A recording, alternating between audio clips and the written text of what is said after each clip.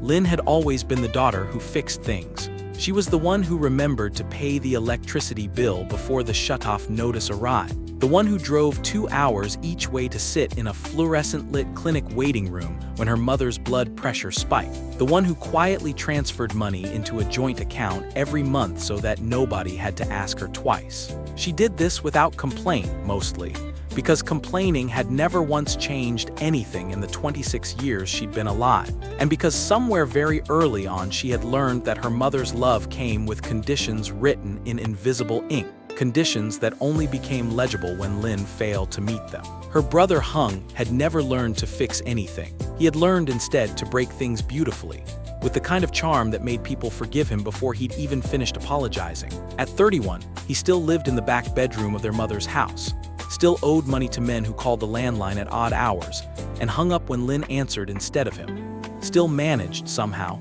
to be the center of every family conversation despite contributing nothing to any of them except worry. "He's just going through a hard time," her mother bitch said constantly, stirring a pot of soup she'd make sure Hung ate before anyone else. "You don't understand pressure like that. You've always been steady." Steady was the word bitch used instead of overlooked. Lynn had stopped correcting her years ago. The ticket had been an impulse, bought on a Tuesday evening at the convenience store near her office. The kind of small extravagance she allowed herself maybe twice a year. A coffee she didn't need, a ticket she never expected to matter. She'd paid with her bank card out of habit, tucked the ticket into the zippered inner pocket of her purse, and forgotten about it entirely until Thursday night, when the numbers scrolled across the evening news and her hands went very still around her chopstick. She checked it 4 times before she believed it. 10 billion distrocletter 1ED3NG. Her numbers, printed in black ink on a slip of paper sitting in her purse in the room down the hall, in a house she still lived in because moving out felt, financially, like abandoning a ship that might yet be salvaged. She didn't tell anyone that night. She wasn't hiding it, not exactly.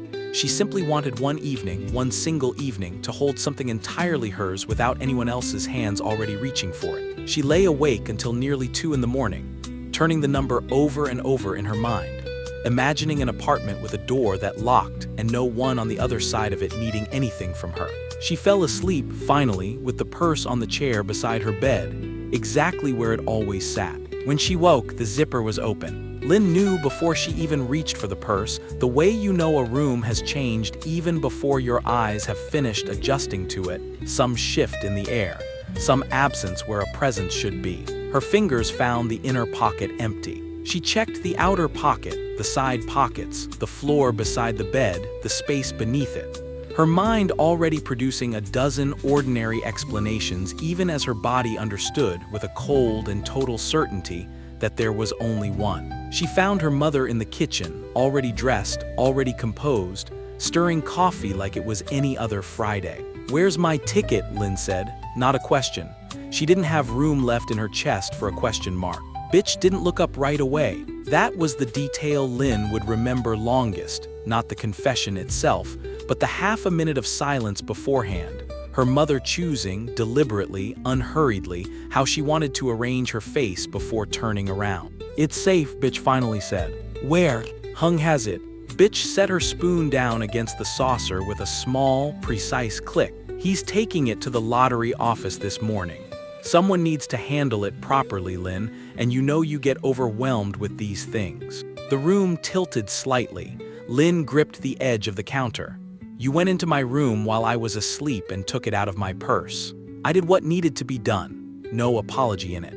No hesitation." Bitch finally turned to face her, and her expression held the particular serenity of a woman who had already decided, long before this conversation started, that she was in the right. "Do you understand what those men will do to your brother if he doesn't pay them? Do you understand what could happen to this family? That's not my ticket's problem to solve. It's mine. I bought it, I have the receipt, the bank statement, You're a girl, Lynn." Bitch said it the way she might have stated the weather, flat and factual and utterly without malice, which was somehow worse than if she'd shouted it. "The money would go to your husband's family eventually anyway once you marry. What good does it do sitting with you? Let your brother have it. Let him fix his life. This is his chance." Lynn stood very still in the kitchen doorway, feeling something inside her chest go quiet in a way that had nothing to do with calm. "I'm not married," she said. "I might never be. That money was never going anywhere except toward my own life, the one I've been building by myself for years while everyone in this house spent theirs on him. Don't be dramatic. Bitch picked her coffee back up as though the matter had already been settled, as though her daughter's fury was simply whether to be waited out.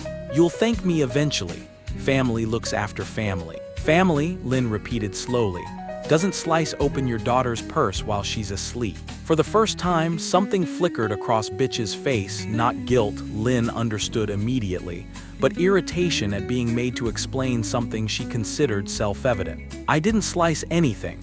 I unzipped a pocket. Lynn looked down. The zipper pull had been forced hard enough to leave a small tear in the lining, a detail her mother either hadn't noticed or hadn't cared enough to mention. She ran her thumb over the torn seam once, filing it away with a strange, clinical precision she didn't yet recognize as the first cold edge of a plan. "Where is he now?" she asked. "Right now.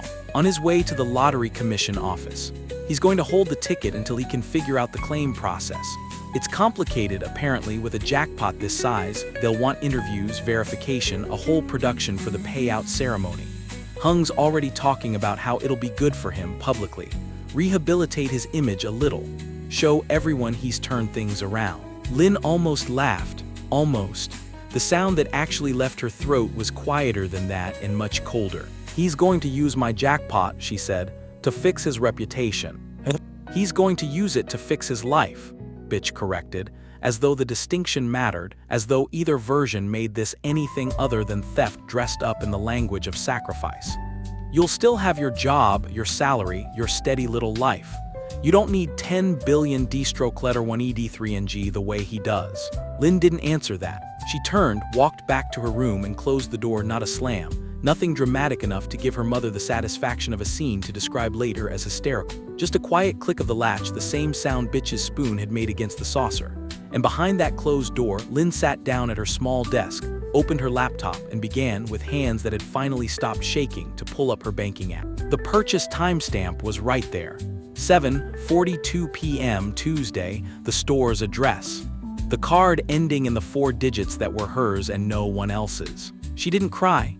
She had expected, somewhere in the back of her mind, that she would, that the theft, the casual cruelty of her mother's justification, the sheer audacity of "you're a girl" delivered like a legal precedent, would finally break something loose in her the way it always had before. It didn't. What rose in her instead was something quieter and far more useful. She thought of every year she'd spent being the reliable one, the steady one, the daughter who could be counted on to absorb whatever the family needed absorbed while her brother absorbed nothing at all. She thought about how naturally her mother had reached for that word "girl," like it settled the matter, like it always had, like it always would unless someone made it stop working. Lynn opened a new tab and typed, slowly, deliberately, "Vietnam Lottery Commission fraud report stolen ticket." She did not slam a single door that morning. She did not raise her voice, did not throw anything, did not give her mother the scene she seemed, on some level, to be braced for and almost hoping for proof, later, that Lynn had always been the difficult one, the ungrateful one, the daughter who couldn't simply let family look after family. Instead, she sat at her desk in the pale morning light, purse open beside her with its torn lining catching the sun, and began, methodically, to build the only kind of argument her mother had ever actually respected, one that couldn't be talked out of. The fraud department of the Lottery Commission was housed on the 4th floor of a government building that smelled like old paper and instant coffee, and the woman who took Lynn's report, a soft-spoken officer named Ms. TR1EA7N, whose desk held a small photo of her own daughter, listened to the entire account without once interrupting. "You have the bank statement," Ms. TR1EA7N said finally, more confirmation than question. "And the store's security footage," Lynn said. She'd called the convenience store the same morning, spoken to the manager, a man who remembered her vaguely and had no reason to protect anyone else's version of events. He'd pulled the footage himself, timestamp 7:42 p.m., Lynn at the counter, Lynn's card, Lynn's hand taking the ticket and folding it into her purse. "I can have it sent to you within the hour, and you're certain the ticket is currently in the possession of your brother. He's likely at this office right now, or on his way, attempting to file the claim himself." Lynn kept her voice level, the same voice she used at work when a client needed to hear something difficult delivered without drama attached to it. "I'd like to file a formal report of theft. I understand there may be a process for freezing a specific serial number while ownership is verified." Ms. TR letter 1EA7N's expression didn't change, but something in the set of her shoulders suggested she had seen versions of this story before, perhaps not with stakes this large, but the shape of it, family reaching into what belonged to one member and calling it share. "There is a process," she said. "It's not fast and it's not public, which I suspect is exactly what you're hoping for." "It is," Lynn said. "Then let's begin." The report took the better part of 2 hours, statements, documentation, a formal affidavit Lynn signed with a hand that had, by then, stopped shaking entirely. Ms. TR letter 1EA7N explained the mechanics of it plainly. The serial number would be flagged internally, invisible to anyone checking a claim through ordinary channels, meaning Hung could walk into any regional office, present the ticket, and be told truthfully that the claim was processing, a word that would mean nothing to him and everything to Lynn, who now understood exactly what was happening behind that word every time he heard it. "He won't know it's frozen," Ms. TR letter 1EA7N said. "Not unless someone tells him. Our internal notes won't be visible at his level of access.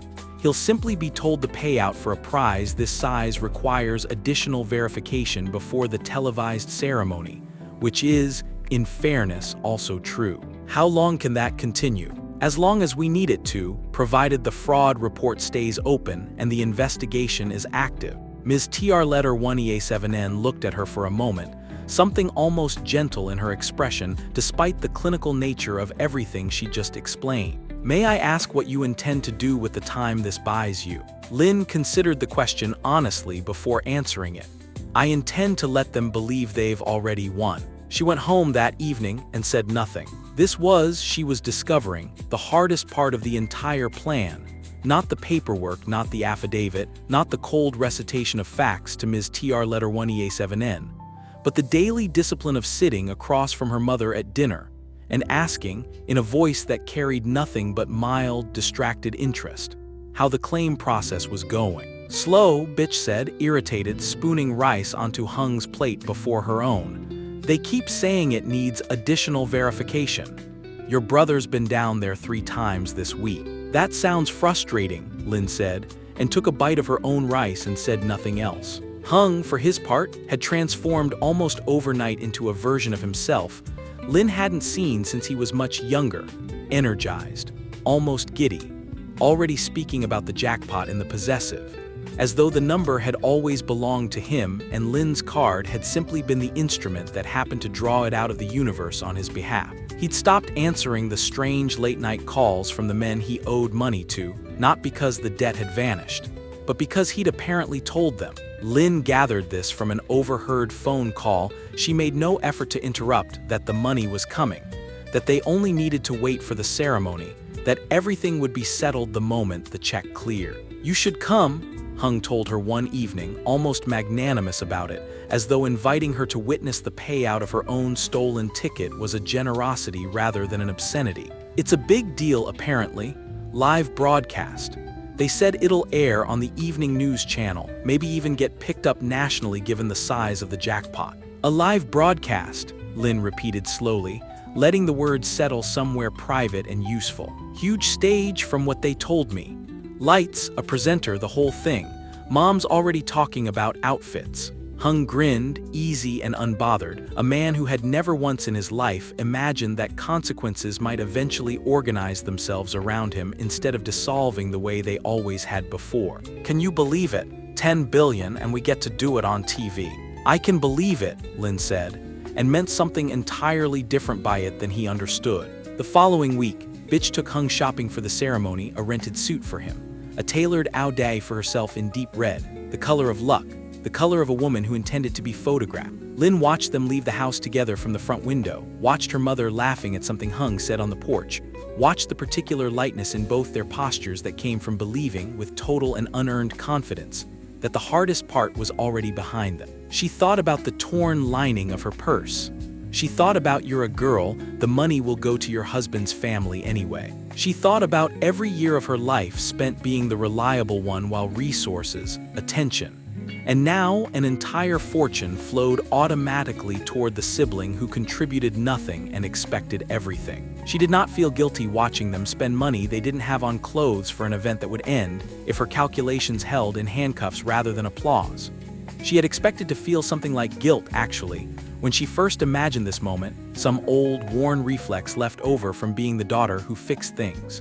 It didn't come. What settled into its place instead was something closer to clarity. Lynn met with her lawyer, a sharp, unhurried woman named Ms. D.I. Letter 1 EC5M who specialized in property and fraud litigation, 3 days before the scheduled ceremony. The commission has confirmed the date, Ms. D.I. Letter 1 EC5M said, sliding a printed schedule across the table.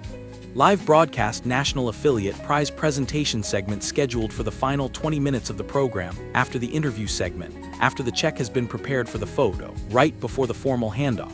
She tapped the timeline with one finger. This is, from a legal and evidentiary standpoint, the ideal moment. Possession of a stolen instrument, public presentation as rightful claimant, cameras already rolling.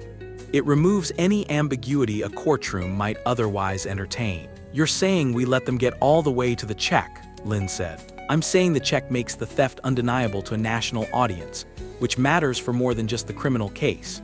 Ms. D.I. Letter 1 EC5M's expression was calm, professional, entirely without judgment about what Lynn was choosing to do with her own family. It also matters for you. Whatever comes after this, and something always comes after, some attempt to paint you as cruel, as vindictive, as the daughter who chose spectacle over forgiveness, this footage will exist. Publicly. Undeniably.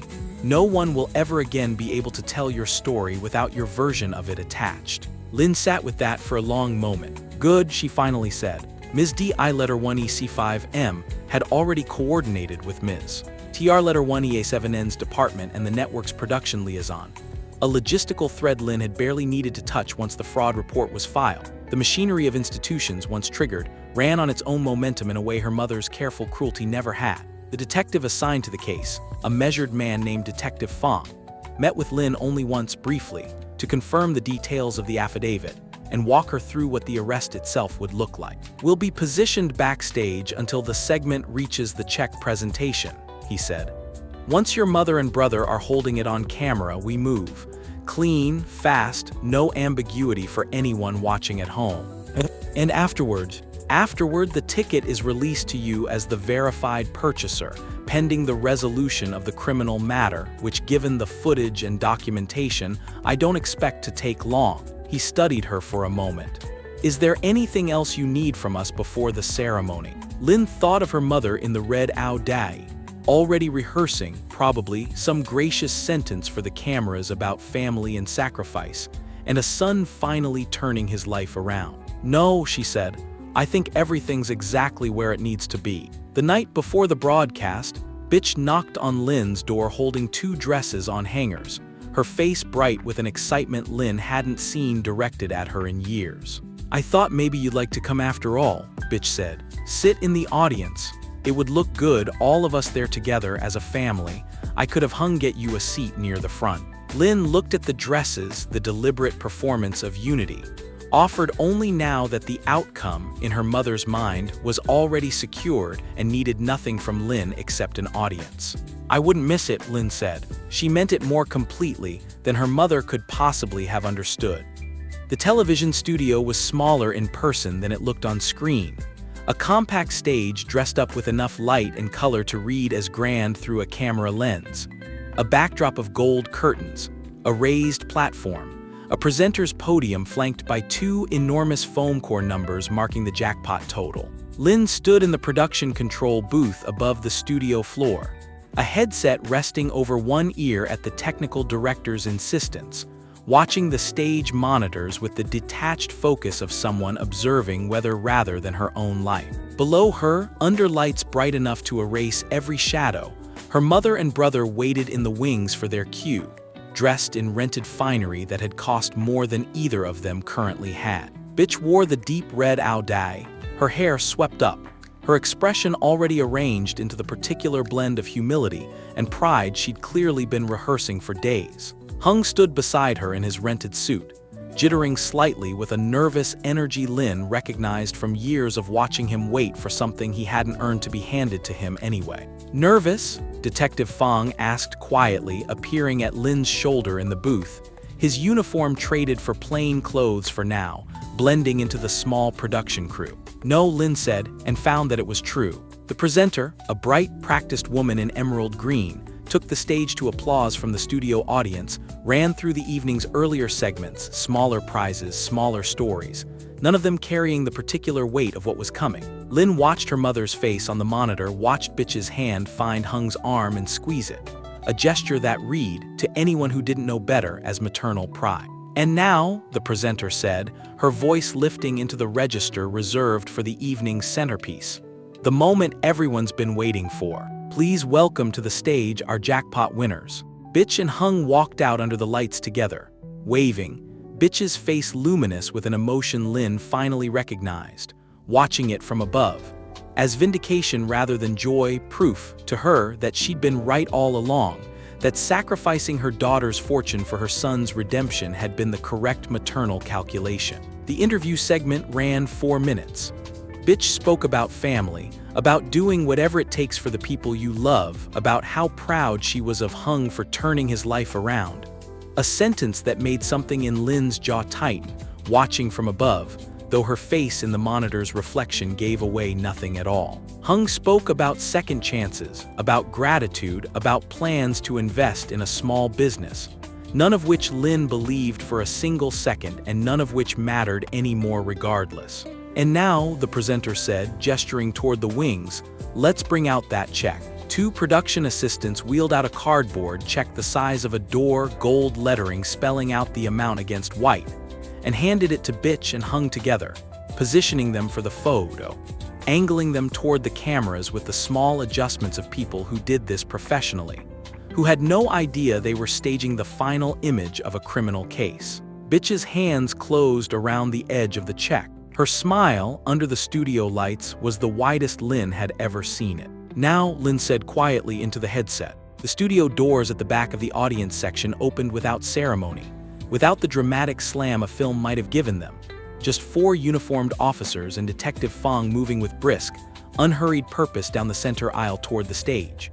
The presenter's bright expression faltered, uncertain, still smiling on reflex even as her eyes tracked the officers crossing the studio floor. The audience's applause thinned into confused murmuring. Bitch saw them first.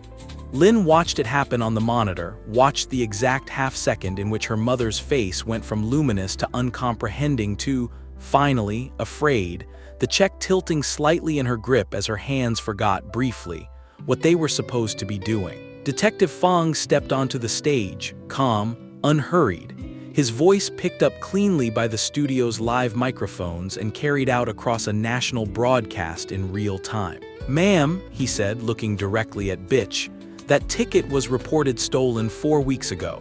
I have a warrant for grand larceny. Please set down the check and turn around. The check slipped from Bitch's fingers entirely, folding awkwardly against the stage floor, gold lettering catching the studio lights at an angle that made the number briefly, absurdly bright. There's been a mistake, Bitch said, her voice cracking through the studio's sound system, thin and public in a way it had never been forced to be before. I don't understand, my daughter, this is a misunderstanding. Ask her, ask Lin, she'll tell you. Your daughter, Detective Fong said, is the one who filed the report. The silence that followed was the kind television rarely captured by accident. The presenter froze in mid-gesture, the studio audience utterly still, Hung's face draining of color as the second officer moved toward him, reciting, in the flat, procedural cadence of 100 prior arrests, the same rights Bitch was already hearing on the other side of the stage. Lin watched all of it from the booth, headset still resting against her ear, her reflection in the monitor's glass giving away nothing at all, not satisfaction, not grief, not the decade of small, deniable cruelties that had led, with a kind of inevitability she could only now fully appreciate, to this exact stage, this exact camera angle, this exact moment when the truth finally became too large and too public for anyone to talk their way around. She reached for her phone and opened a new email to Ms. D.I. letter 1EC5M. It's done, she typed. Please proceed with full severance of contact, effective immediately. I don't want their calls, their letters, or their lawyers reaching me directly. Everything through you from here forward." She hit send before the officers had even finished, leading hung off the stage. The claim process, once the fraud investigation formally cleared her as the verified purchaser, took 6 quiet weeks: paperwork, verification hearings. A final signature witnessed by Ms. D.I. let her 1EC5M in an office with none of the studio lights or cardboard theatrics that had accompanied the version her mother had tried to steal. Lynn claimed the jackpot privately in a plain conference room with a single bank representative and her lawyer present, and felt, signing the final document, none of the vindication she had half expected and all of the quiet, settled relief of a debt finally closed. She did not pay for Bitch's legal defense. She did not pay for Hung's either, though she heard, secondhand, through the same lawyer she'd instructed never to let their voices reach her directly, that both had been formally charged, that the footage, clean, undeniable, broadcast to nearly 2 million households before anyone could cut the feed, had made any defense built on family loyalty or misunderstanding functionally impossible in court. What she did pay for was a protective order, filed and finalized within the same 6 weeks, barring any direct contact from either of them, and a modest apartment in a different city entirely, 3 hours from the house with the torn purse lining and the kitchen where her mother had once explained over coffee exactly how little her daughter's life was worth compared to her son's. She left most of her old furniture behind. She kept almost nothing that reminded her of who she'd been in that house, the reliable one, the steady one, the daughter who absorbed whatever needed absorbing so no one else would have to. On her first night in the new apartment, sitting on a floor still bare of furniture, a single lamp throwing warm light against unfamiliar walls, Lynn thought about the sentence that had started all of it. "You're a girl.